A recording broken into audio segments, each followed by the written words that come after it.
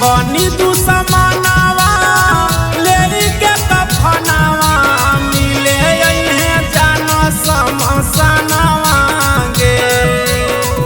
बनी दुश्मनावा लेके कफनावा मिले अइहे जानो समसनावा गे।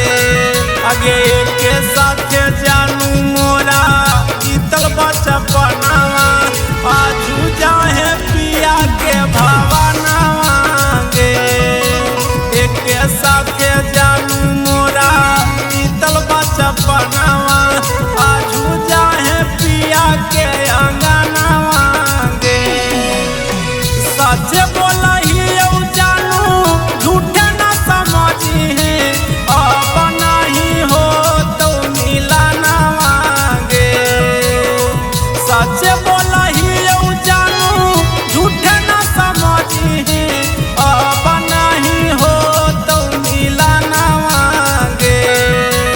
एक साथे जानू मोरा बीतल बचपनावा आजू जाहे पिया के भवनावा गे। एक साथे जानू मोरा बीतल बचपनावा आजू जाहे पिया के भवनावा गे।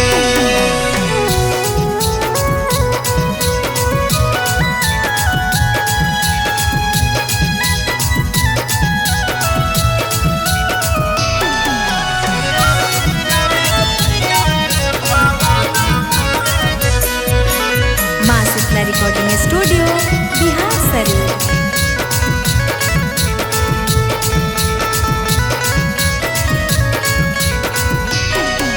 गे हो तो बियाहवा जानू ठीक से रही है अगला जन्म में जानू हमर बन के आई है।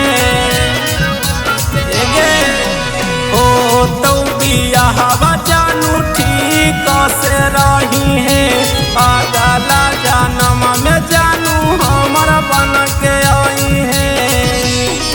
आगे बड़ी खुश हो जानू आगे मोरा दुआरा पर बाजा तो बजनवा गे। बड़ी खुश हो जानू आगे मोरा दुआरा पर बाजा तो बजनवा गे। आगे के साथे जानू मोरा बीतल बचपनावा आजू जाहे पिया के अंगनावा गे। एक साथे जानू मोरा बीतल बचपनावा आजू जाहे पिया के भवनावा गे।